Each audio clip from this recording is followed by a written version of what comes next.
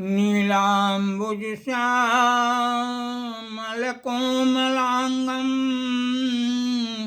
सीता समारोपितवामभागं पाणौ महासायकचारुचापं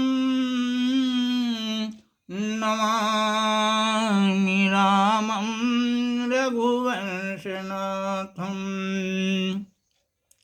संध्या वंदन करने के बाद राजा राम अपने भाइयों के साथ दरबार में बैठा करते थे। उस समय वशिष्ठ जी भी कथा सुनाने के लिए वहां आया करते थे। एक दिन गुरु जी उपस्थित नहीं हो पाए। भरत ने राजा राम से कहा कि भैया आज आप ही कथा सुनाइए। लागे राजा राम सुनावै उनसे या कहानी, कद्रू बिनता रही नाव कै कश्यप के महारानी। उवत सूरज कै देख ललामी, बत कहाँ उठी आबा। सूरज केर रथ और सारथी कौने मेर बतावा। राम जी ने ऐसा प्रश्न कहा। राजा राम यह कथा सुनाने लगे। कश्यप के दो रानियां थीं, कद्रू और विनीता। दोनों प्रातः काल उदय होते हुए सूर्य को देखकर आपस में बातें करने लगी और कहा कि सूर्य भगवान के रथ में जो घोड़े लगे हुए हैं उनका रंग क्या है। बंतक के इस प्रश्न पर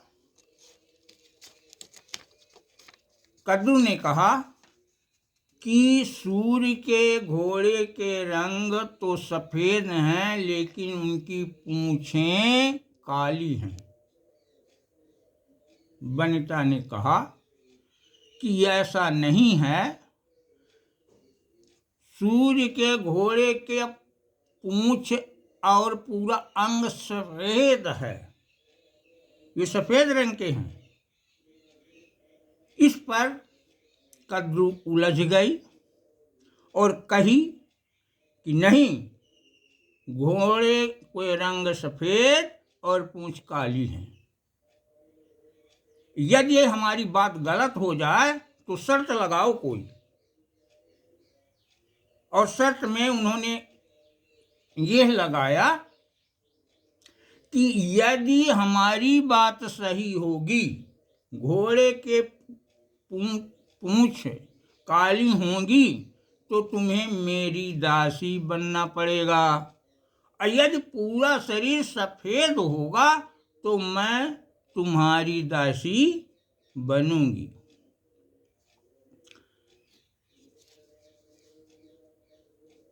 और इस तरह से दोनों शर्त लगाकर इसे सिद्ध करने के लिए सोची। दोनों ने निर्णय लिया कि चलो कल सुबह इसका निर्णय हो जाएगा। हम लोग चलेंगे, सूर्यमंडल में देखेंगे कि क्या है सच।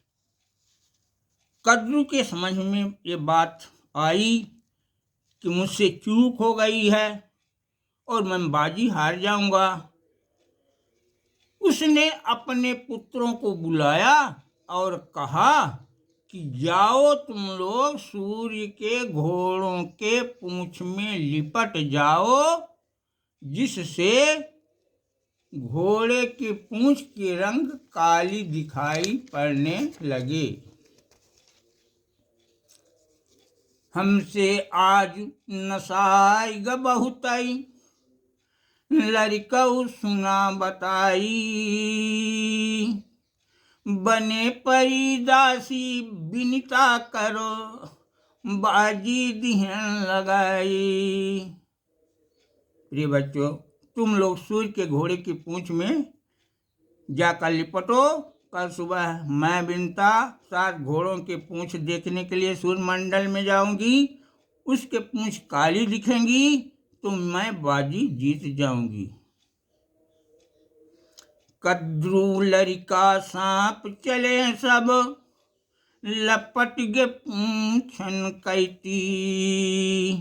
लागी पूंछी है करियन, गई बिलाई उजरौती। जब कद्रू बनता सूर्य के घोड़ों के पास सुबह उड़ते दूर गई, तब कुछ दूर से ही काली काली पूंछें दिखाई देने लगी। कद्रू ने कहा कि बनता, देख पूंछ कैसी हैं। सूर्य के प्रचंड तेज से शरीर अब काम नहीं कर रहा है, क्या आगे बढ़ोगी कि मान लोगी? और इसको वो बनता मानकर वापस लौट आई। कद्रू अपनी चालाकी से बाजी जीत गई। बनता उसकी चाल न समझ सकी।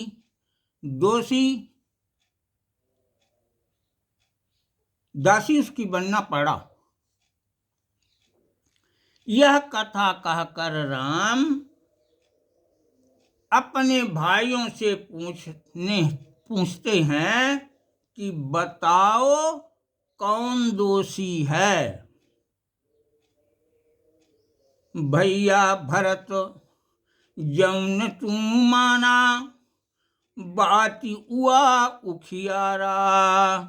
हम पंचे सब सुनी बैठ के, तुम झट कह डारा। भैया भरत बोले, मैं कद्रू के लड़कों को दोषी मानता हूँ। यदि वे अपनी माता के कुचाल में न पड़ते, घोड़ों के पूंछ में न लिपटते, तो ऐसा अनर्थ न होता।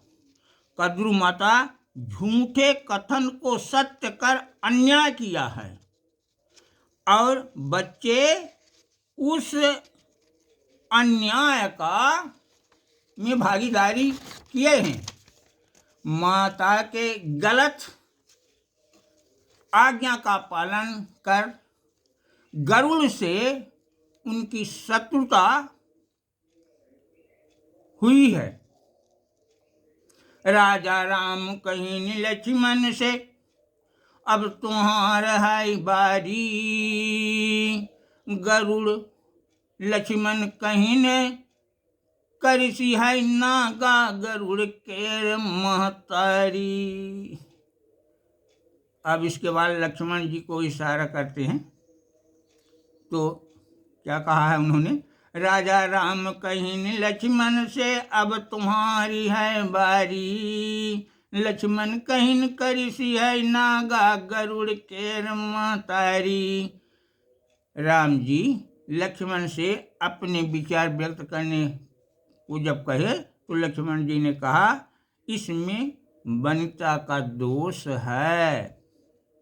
जब वह वेदों का अध्ययन की थी, तब उसे वेदों पर विश्वास नहीं था। उसको उस वेद के वाक्यों पर विश्वास होना चाहिए कि सफेद ही पूरा अंग है, और वो उस कहनूति में न पड़ती, आगे बढ़ती तो स्पष्ट हो जाता और उसको दासी न बनना पड़ता। इसके बाद राजा राम सीता की ओर इशारा किए। सीता जी ने अपना विचार व्यक्त किया। सगला दोष हवै कद्रू कर, करिस खूब नौटंकी। बाजी जीत गई सेंत में तिमा, उड़ गई या उड़ंकी। कद्रू अपना काम साधने के लिए पाप की और लड़कों से भी पाप करवाई करिन शत्रुघ्न कहित इशारा, आपन मत कही डारा। मनते के कर दोष हबै तू ई झगड़ा निरुआरा। भैया मेरे मत अनुसार दोनों का बराबर दोष है। निरर्थक बात जिसका कोई मतलब न हो वो सामने में नहीं लाना चाहिए और उसकी बातें भी नहीं करना चाहिए। इसमें बैर भाव न बनता। सबों के विचार जानकर लगे राम विदुर आइया सुन, कहीं न चलत की बेरा। सब जन कई कहनू तिन्नी कह निकहा की है निवेरा।